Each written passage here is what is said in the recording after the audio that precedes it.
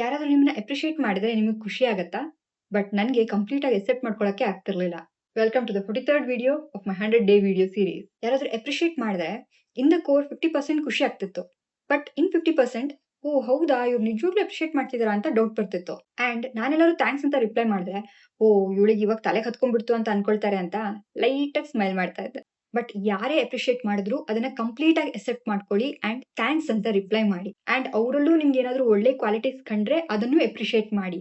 ಯಾಕಂದ್ರೆ ಅಪ್ರಿಶಿಯೇಷನ್ ಪ್ರತಿಯೊಬ್ರು ಹೃದಯನ್ನು ತುಂಬಿಸುತ್ತೆ. ನನ್ಗೆ ನನ್ ಬಗ್ಗೆ ಇಷ್ಟ ಆಗುವಂತ ಒಂದು ವಿಷಯ ಏನಂದ್ರೆ ಎಲ್ಲಾದ್ರೂ ಒಂದು ಒಳ್ಳೆ ವಿಷಯ ನೋಡಿದ್ರೆ ಅದನ್ನ ಮನಸ್ಫೂರ್ತಿಯಾಗಿ ಅಪ್ರಿಶಿಯೇಟ್ ಮಾಡ್ತೀನಿ. ಸೊ ನ್ಯಾಚುರಲಿ ನಂಗೆ ಪೀಪಲ್ ಒಟ್ಟಿಗೆ ಕನೆಕ್ಟ್ ಆಗ್ಲಿಕ್ಕೆ ಈಸಿ ಆಗುತ್ತೆ. ನೀವ್ ಯಾವ್ದೇ ವರ್ಕ್ ಮಾಡ್ತಾ ಇರಿ, ನಿಮ್ ವರ್ಕ್ ಅನ್ನ ಯಾರು ಅಪ್ರಿಶಿಯೇಟ್ ಮಾಡಿದ್ರೆ ನಾ ಮಾಡಿದ್ದು ಸಾರ್ಥಕ ಅಂತ ಅನ್ಸುತ್ತೆ. ನಿಮ್ ಫ್ಯಾಮಿಲಿಗೋಸ್ಕರ ನೀವ್ ಎಷ್ಟೋ ಮಾಡ್ತಾ ಇರ್ತೀರಾ, ಅವ್ರು ಅದನ್ನ ರೆಕಗ್ನೈಸ್ ಮಾಡಿದ್ರೆ ಖುಷಿ ಅನ್ಸುತ್ತೆ. ನಿಮ್ ಫ್ರೆಂಡ್ಸ್ ಏನಾದ್ರು ನಿಮ್ಮನ್ನ ಅಪ್ರಿಶಿಯೇಟ್ ಮಾಡಿದ್ರೆ ಆನೆ ಬಲ ಬಂದಂಗ ಆಗತ್ತೆ.